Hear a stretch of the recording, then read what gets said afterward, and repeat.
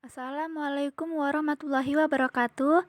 Perkenalkan kami dari kelompok 3 mata kuliah Pendidikan Nilai dan Karakter akan mempresentasikan hasil makalah kami yang bertemakan konsep dan filosofi pendidikan nilai dan karakter.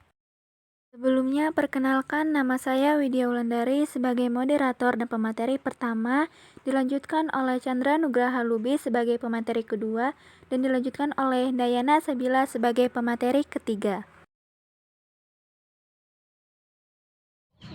Baiklah, berikut ini hasil presentasi dari kelompok kami. Simak ya kawan-kawan. Nah, di sini saya akan menjelaskan tentang apa maksud konsep dasar pendidikan nilai. Konsep dasar pendidikan adalah upaya yang dilakukan secara sadar dan terencana untuk mewujudkan suasana kegiatan belajar mengajar dan proses pembelajaran agar peserta didik secara aktif mengembangkan potensi dirinya untuk memiliki kemampuan pengendalian diri, kepribadian, kecerdasan, akhlak mulia, spiritual keagamaan, dan lainnya. Menurut Teguh Triwianto, konsep dasar pendidikan dalam mengkaji hakikat pendidikan akan memberikan landasan yang kuat terhadap praktik pendidikan dalam upayakan memanusiakan manusia. Hakikat pendidikan adalah suatu proses menumbuh kembangkan eksistensi peserta didik yang bermasyarakat, budaya, dalam tata kehidupan yang berdimensi lokal, nasional, dan global. Baiklah, masuk ke materi kedua yang akan dibawakan oleh Chandra Nugraha Lubis. Kepada Chandra Nugraha Lubis, saya persilahkan. Terima kasih kepada Kak Moderator yang telah mempersilahkan saya untuk menyampaikan materi yang akan saya sampaikan. Bismillah. Assalamualaikum warahmatullahi wabarakatuh. Perkenalkan, nama saya Chandra Nugraha Lubis. Saya berasal dari kelompok 3 Pendidikan Nilai dan Karakter. Di sini saya akan menyampaikan filosofi pendidikan nilai. Filosofi mencakup tentang filsafat. Filsafat pendidikan adalah pemikiran yang mendalam tentang pendidikan nilai berdasarkan filsafat. Pancasila adalah falsafah yang merupakan pedoman berperilaku bagi bangsa Indonesia yang sesuai dengan kultur bangsa Indonesia itu sendiri. Di mana pendidikan karakter pun memang seharusnya diambil dari nilai-nilai yang terkandung dalam Pancasila, karena Pancasila adalah pedoman kita berperilaku di Indonesia ini.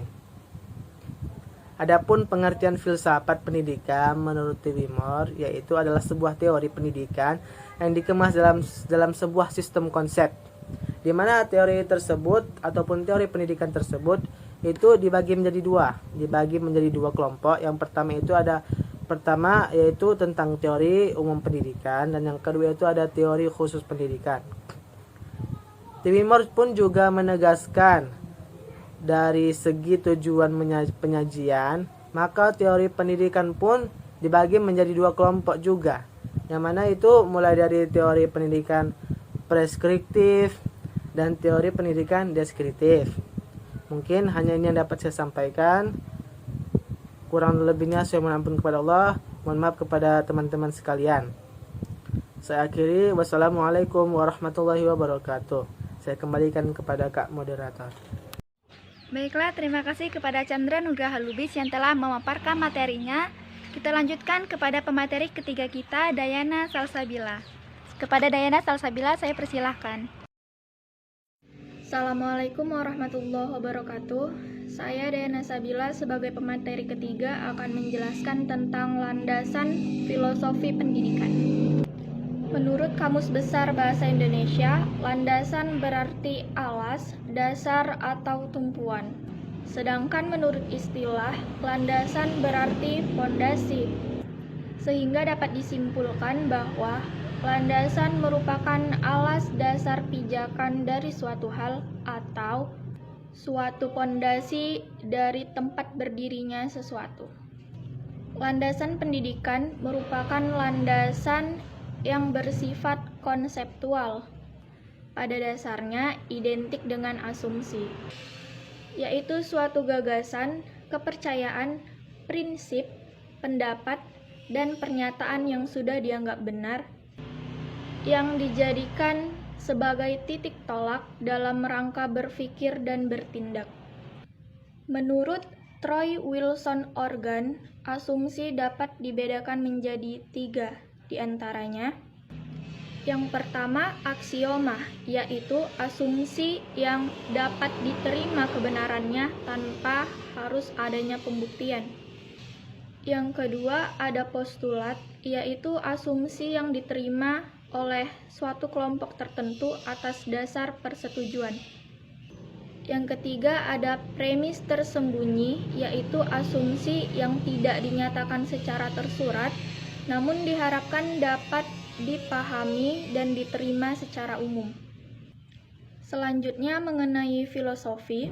Filosofi berasal dari bahasa Yunani, yaitu philen atau philos yang berarti cinta, dan sophos atau sophia yang berarti kebenaran, hikmah, ilmu, dan kebijaksanaan. Secara maknawi, filsafat merupakan pengetahuan untuk mencoba memahami segala sesuatu demi mencapai kebenaran. Dapat disimpulkan bahwa landasan filosofi pendidikan adalah suatu asumsi filosofis yang dijadikan sebagai titik tolak dalam rangka studi dan bertindak, atau praktek pendidikan yang bersifat filsafah, yaitu pendekatan yang lebih komprehensif, spekulatif, dan normatif. Demikian saja yang dapat saya jelaskan, lebih dan kurang saya minta maaf dan atas perhatiannya. Terima kasih. Assalamualaikum warahmatullahi wabarakatuh. Baiklah, terima kasih kepada Dayana Sabila yang telah memaparkan isi materinya.